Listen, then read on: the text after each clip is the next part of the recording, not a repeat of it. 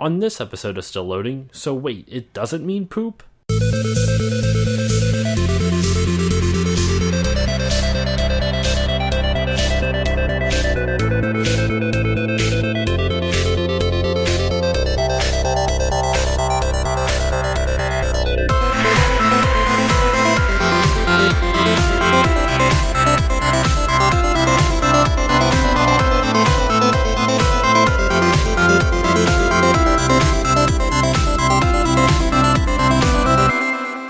Hey guys, it's Josh and welcome back to this new episode of Still Loading. Thank you all for once again downloading and listening and supporting the show. For this week's episode, I have my good old buddy Josh back again to talk about something a little bit different. Last time you were on to cover Spider-Man for the Sega Genesis. This time we're covering SCAT for the original Nintendo. So Josh, did you ever expect that you'd be playing a SCAT game?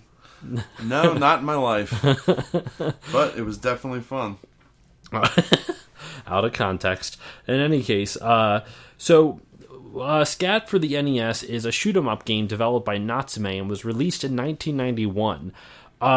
You wouldn't really know it by the title, but SCAT is an acronym. Well, it is an acronym, which kind of helps it out a little bit. But like on the side of the box, it just says in big letters SCAT. So you're led to believe it's something poop related. It's a SCAT box. But it's not. The acronym stands for Special Cybernetic Attack Team. So, as per usual, in Still Loading style, let us jump in and talk about the box art. So, Josh, what do you think of the cover art on here? Well, I'm not gonna lie. I mean, right off the bat, it looks just like Weird Al Yankovic, and he's short hair in his combat pose. Just the face he's making with the facial hair. But no, joking aside, the cover art is fantastic. It's very pretty. The colors are really crisp, and they're wearing these really cool mech suits with looks like jetpacks. Yeah, it almost looks like proto-Halo uniforms, They almost look like... Without helmets. Yeah, without helmets on. I mean, they're wearing like 80s headbands and shit like that, but I would say it almost looks like... it's got the green color of the Master Chief's Halo suit. And it kind of even has like, it's like layered in pads, kind of like Master Chief's suit would be. And they got this weird like laser rifle that he's clearly firing blindly over into the one side of the box. Like clearly not trying. It almost looks like a misfire. But yeah, and then you see in the background there's another person in a suit, a woman shooting at some alien craft or whatever. And a blowing up city behind them. It looks like it's New York City, because that's definitely the Empire State Building. Oh my god, do you think that's supposed to be the Twin Towers in the far back, like right up around Akirish? No, it looks like a spaceship almost. Because this something unearthly. Because unfortunately this was made before 9/11, so they would still be there in kind of a dark, weird way. No, but in any case, the cover art's really appealing. Like, I could picture any kid in the 80s just like picking this up and be like, oh my god, give me this now. Lasers and shooting, and there's cities burning, and there's Special Cybernetic Attack Team. I'm so in on this. Don't forget about the lightning. Don't forget it. What lightning? I see. Yeah, there's lightning all in the backdrop. No, I don't think that's the Twin Towers. I think that's the alien armada that's coming in, that's attacking New York City. Maybe. But so, let's see what the back of the box says. The back of the box says, it's the year... sorry, I have to get into my announcer voice. It's the year 2029, and humanity faces certain extinction.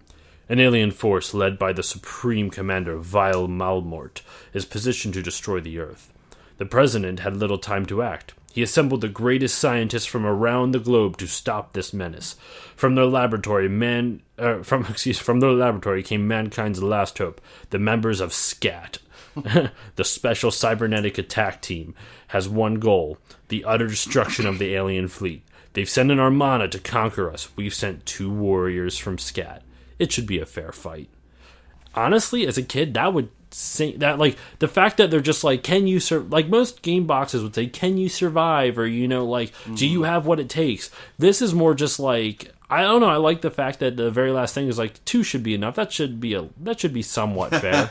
Yeah, let's just send out 2 people against an entire alien armada. I know, right? But, but one's sporting an amazing mullet, so he's going to take care of business. I do like it. No, what's even crazier though? So this plot that they like kind of relay in the back is eerily similar to Halo.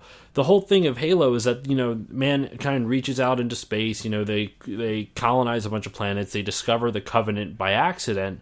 After the Covenant kind of discovers them by accident. And the Covenant starts attacking them. So to combat it, because they are losing horribly to the Covenant, they create the Spartan program, which is where the Master Chief and all this other stuff comes in. These elite warriors to go take out the Covenant. And that's, this is a much more... even more over the top than Halo already is. This is very over the top considering they're only sending 2 guys versus, even like one of the first main missions that about in the Halo series. If I don't know how much you know of the story of the Halo series, like the backstory outside of the games. Until they played Reach, until they made the Reach game, but they only sent 9 Spartans to take out an entire fleet of Covenant, and they did. I mean, all of them died except, spoiler alert, all of them died except for Master Chief. For those who have not played Halo Reach or read any of the novels, which it's got to be a franchise, dude. Seriously, if you ever get a chance to read the novel The Fall of Reach, it is a really good book. It is the entire backstory of Master Chief. You find out. I think they tell you I believe his real first name is John. I forget what his last name is, but it's interesting because it's the government in the Halo universe or whatever kidnaps a bunch of kids at birth that they think they have a young age that they think they have these special abilities, and they literally pull a Lord of the Flies type of shit on them. They throw them into a forest and make them fight against not each other but against an adult, and they have to. I think at the one point they actually kill somebody, and all the government's like, "Good job, you survived." It's crazy. It's a really good book. One of us. But no, all right. So let's keep on going. I could talk about that Halo story for a while, though. I will do an episode on Halo as well at some point. But in the manual, it says the background. In the 21st century, humanity faces its most dire threat. An alien horde led by Supreme Commander Vile Malmort has launched a full-scale invasion on the planet Earth. Great name. Of the planet Earth, sorry.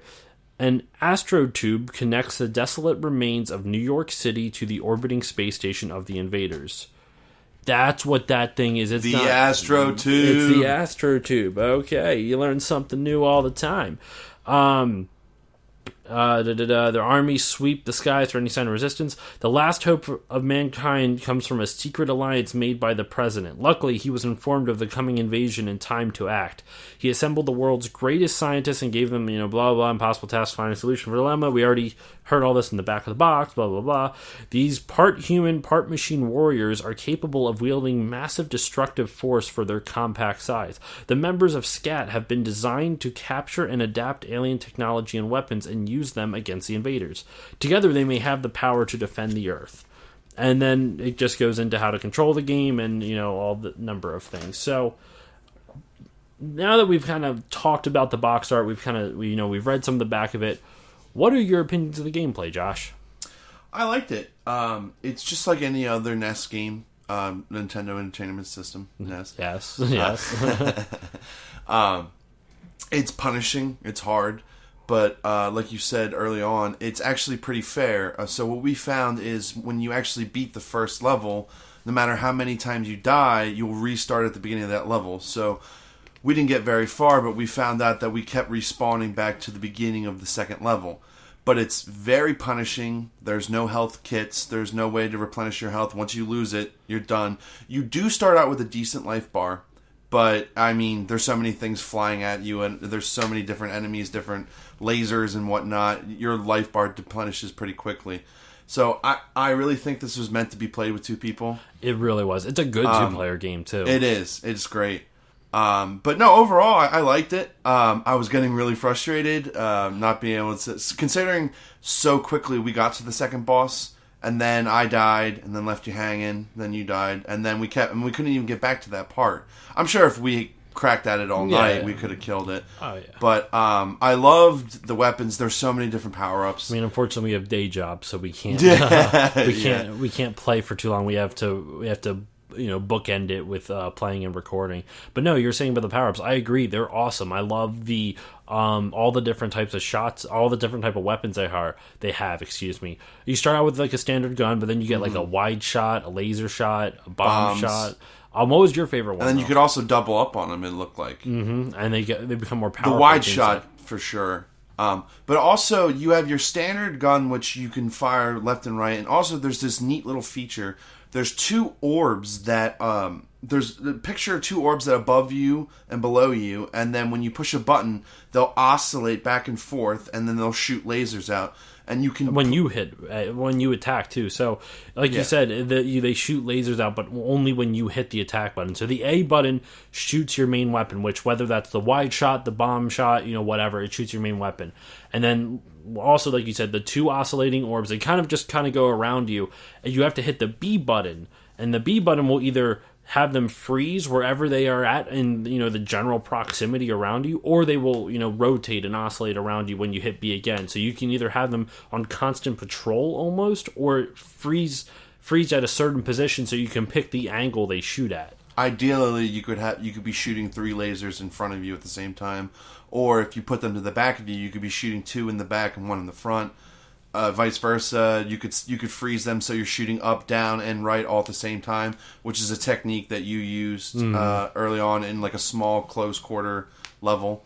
But that was a neat feature. It was cool. I mean, I've never seen that before in any other video game. Well, what I like about it is, one, technically speaking, like literally on a technical level, I'm impressed by the game. It's got good music. Music is fine. That's tons of NES games. I had the audio clip in the beginning. You don't really think a original Nintendo game is going to have an audio recording in it. There is a handful of games, like Bayou Billy has that. A lot of like Skate or Die is another NES game that has that type of weird, like automated computerized voice. This one, what impressed me though, how freaking clear it was. Like you could, a lot of the old NES games, when they had like that weird, horribly digitized sampled voice, it was really grainy. It would be like you speaking. It would be like double dribble, like that or something. Oh, that was really loud. I'm sorry. I'm going to try to not clip that. I'm going to try to clip that down. But it was very hard to hear what you were saying in it, or what they were saying. In this one, it was crystal clear. I mean, still grainy, but so not crystal clear, but it was really clear for an NES game. Considering I didn't even think they could play audio, it was fantastic. There's there's one of the earliest forms of voice acting in video games. There is actually in the game Double Dribble, but the arcade version of it, not the NES version. In the arcade cabinet, they actually had a version of the Star Spangled Banner, and I don't know who they got to sing it or who arranged it, but it was awful because the singer was not in the same key, or it was consistently off key for most of the song, and additionally he was off tempo. He would hit the notes at the wrong times compared to what the background music was playing. It was awful. It's bad. But no, so in any case, it starts out with this cool little voice sample, basically, I forget exactly what it says, but you must save the earth, and then you jump into the gameplay. And on a technical level, besides the fact that it has that cool sample in there, there is so much happening on the screen at all times. Like, the graphics are pretty appealing in general. If I had to complain about one specific thing, it would be that it's a little hard to see all the projectiles going around because there's just so much happening, and the background's a little muddy, so it's hard to really, like, they don't stand out too well against the backdrop. But they keep it as a dark backdrop, and almost all the bullets are white, so it's a very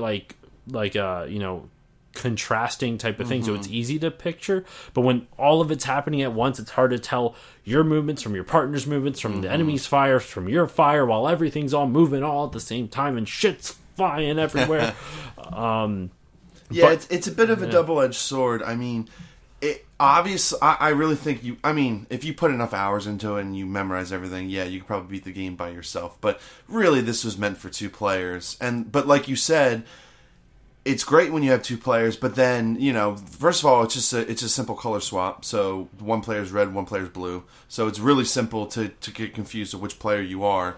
And, well, I mean, as long as come on, it's just red or blue, man.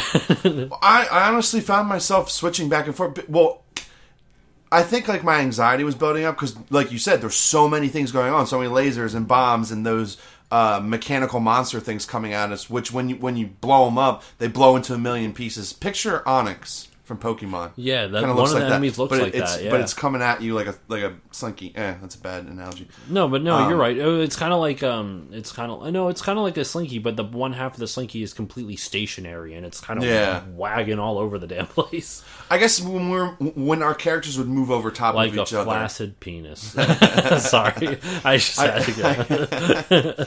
I guess when our characters would move, because you can move through each other. I think that's when I would get a little mixed up. Okay, I would find myself sometimes just looking at your character thinking, I was moving mine.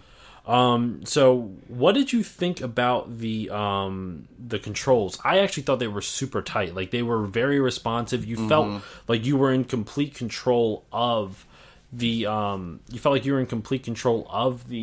character at all times. Like, and the speed boosts were nice. The speed boosts were nice.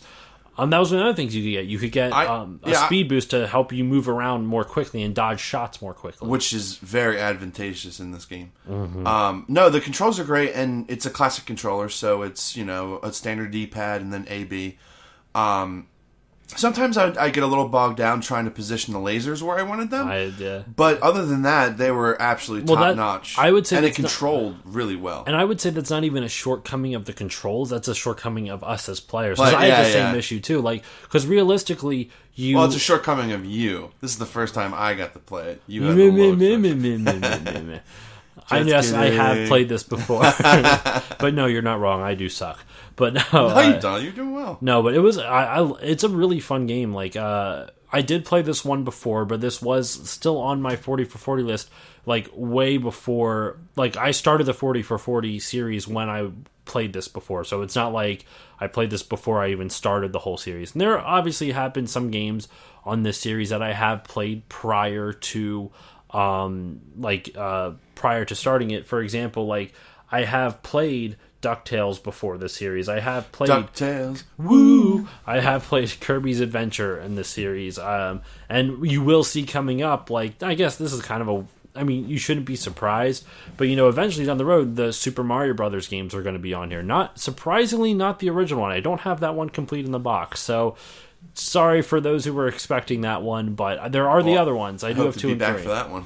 I have a specific guest in mind for that already, but who says that we can't have a little party? Sad face. Who says we can't have a little party? We could have a couple people on it. I don't need. Who needs just one? Who says I only need to have one guest? I say I'm just kidding. I say, get out. No.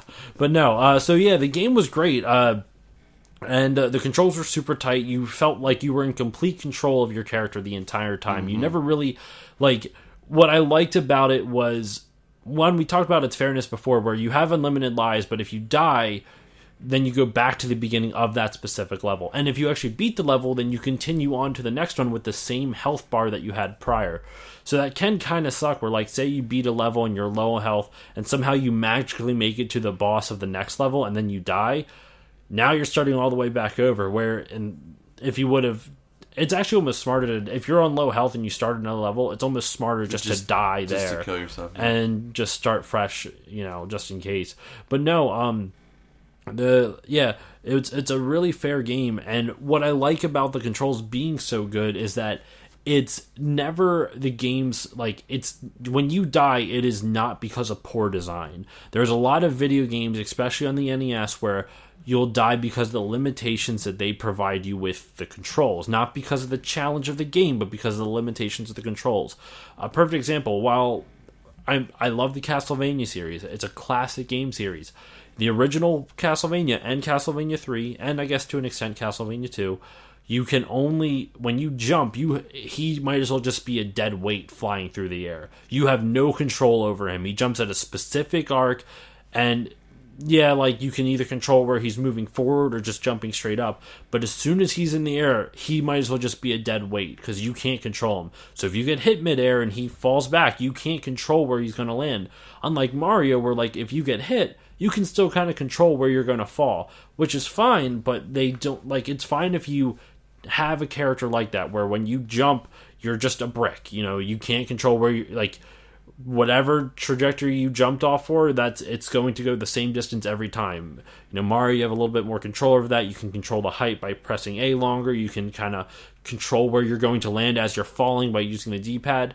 Castlevania, you can't do that, and that's okay. That doesn't mean that's bad. But when you design a game that has a lot of jumping that kind of is at a disadvantage to that, that's a big problem. There's a lot of jumps, especially in Castlevania 3, especially if you watch the Angry Video Game Nerd versions of it, you can see much better examples than I can describe, where there's just jumps that are so precise, and if you mess up, it's not like you can, go like Mario sometimes, Mario, like you can see a jump, you're like, oh, I'm not going to make that, and, kind of ward your way back to it with a little bit of skill.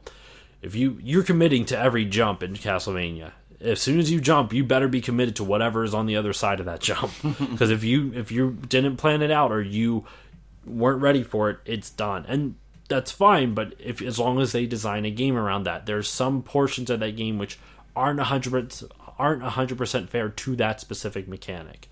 And what I like about this game, to kind of bring it all the way back, is that there isn't a mechanic like that. It's a shoot 'em up. You are in complete control of your character. You can control those laser orbs and where they are in proximity to you, which angle they're shooting at.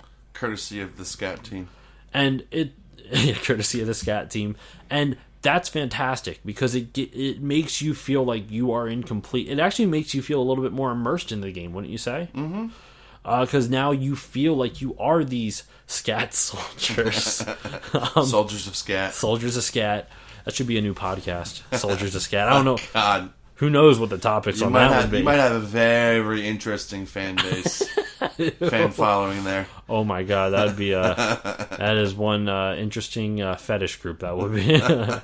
But in any case, not getting off that gross topic, literally. One of the next things I want to talk about was the graphics. We kind of hinted on them, but I loved them. What did you think? Oh, I thought they were great. The backdrop is neat. It's a really cool city silhouette. The colors were very vibrant. They pop off the screen. It's a pretty good design art. I like the cover art on the actual cover and the manual a little better. It's neat looking. Overall, I did want to add one other thing though. I wasn't a fan of the mechanic where it's a side-scrolling game, but you're moving freely around and the screen is constantly moving to the left. Which I don't mind those games, but sometimes there's little finicky things where, say, a straight platform in the middle of the screen gets you caught, and then boom, it's insta-kill. Yeah, that's why you have to be ready for it, though. You have to be paying attention. Yeah. I know it's fascinating, though. You're talking about how colorful it was. I was looking it up on my phone. The NES could only really display natively 25 colors. Oh, wow. That's it. And so I'm always impressed by that. Like, it was 12 background colors and like 13 sprite colors or something like that. And you could get hacks around to get more colors, like up to 64 colors on, which is amazing. But that's still not a lot of colors. So that's why, the box art is very vibrant because it's box art. Like, they can literally airbrush whatever they want onto there. Yeah. But with the NES, you don't get as many colors. So I'm always impressed by sprite artists and, like, artists in general who work with the NES, because there's a big homebrew community to make, continuing making NES games that are being released today. Mm-hmm. No, it definitely looked cool. It was very cool looking.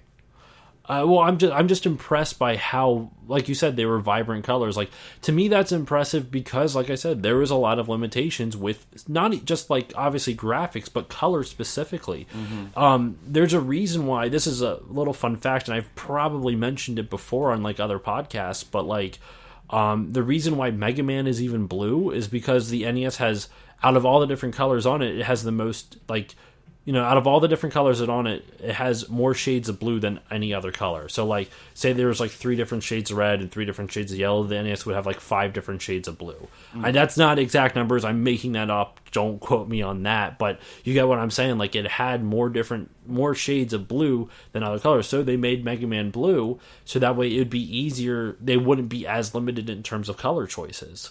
And it's stuck because now he's called the Blue Bomber. Mm-hmm. Oh, God, those are great games. But no, the graphics super appealing. Yeah, well, and Nintendo Hard is a phrase or is a saying for a reason. But no, like you said, super vibrant. I loved all the enemy designs too. Like, they were really interesting. The bosses and there was a multitude of enemies. There was a whole bunch. It's pretty cool. And also the bosses. I mean, we only saw 2. But the bosses were really cool with what we did see. Like, drastically different from each other. The first one is kind of like a wall that shoots lasers at you and has like turrets on the top and bottom, The second one's like a snake. Like, it has like 4 different. It has like 6 or not 4. I would say like 8 different entrances, like 6 or 8 different entrances coming from all angles of the screen, and you have to basically dodge it as it comes in, and you have to shoot at its head. If you try to shoot at its body, it does nothing. Even better game design. Oh my God, I just thought of this now. You know all those shitty like Onyx enemies that we saw earlier? You could only kill them if you shot them in the head. It was literally preparing you for the boss of that level where you could only shoot it in the head. Oh. Holy fuck, that's awesome. Legit, like... I wonder if that boss, when you kill it, if it blows up, if it can still hurt you. I think it... Okay, this is more of a recollection. When my friend did come over and we played it, I think that happened. I think we finally beat it, and then it's like... Because when you kill those like onyx-looking flaccid penis things I described, they explode, and they're made up of tiny little balls, and as you kill them, the balls shoot off in all different directions, and you have to dodge them or shoot them to destroy them. And if you don't, they can hurt you. So, yeah, I think that was awesome. That I mean, I died to that boss, but... That's really good game design. Yeah. Natsume, I give my hats off to you. Foreshadowing. Seriously. So overall, I mean, just to wrap it all up, I can't really talk too much about the music. Do you have anything? I mean, we liked what we heard, but good. It was hard to hear because it's one of those games where I don't know how much you know about NES music, Josh, but the NES only had 4 sound channels. So you could only play 4 different sounds at once. And so when you had too much going on the screen, it would drop out. The sound would literally have to, like, a channel would have to drop out. Me about that last time. So that's why the music was so quiet when we're shooting, because there's so much happening. It dropped a sound channel just so that way we could... Because generally the way it would work is you would have the 4 different sound channels. One's for sound effects. Another one is for... like sound effects on the screen. Another one is for, bass. Another one's for... Like, you could only make 3 different tones, essentially. You could write 3 different tones, and that's it. So a lot of times, like, the sound effects would... I don't know how to describe it, but it didn't have a lot of capability. So I'm doing a really poor job of explaining the sound design on the NES. Well, you explained it last time. Did I? Yeah. When we recorded together? Yeah, for the most part. Like, just the limitations of it. Of why. On the Spider-Man game, we talked about the limitations on the NES. Yeah. Or maybe afterwards. Maybe not on the... I was going to say, I'm like, I don't remember doing that. I know, before we started the recording. Okay. Yeah. I was going to say, I mean, hey, if I'm wrong, then let me know in the comments. So, there we go. I barely remember what I recorded like 3 weeks ago. But no, music was awesome. It just, it was one of those things where the limitations, it had to drop a music channel out to make room for all the sound happening. And with all that firepower in that game, it's totally worth it. Oh my God, yeah. So yeah, that's pretty much... I don't have much to say about the music, except I liked what I heard, but it was hard to hear, so it didn't really stand out. Josh, final impressions. Very punishingly hard, but with a lot of love and dedication, I think this game would be a lot of fun. Overall impression, I probably would quit within the first 20 minutes if I was playing by myself. But playing with 2 people, it is a lot of fun.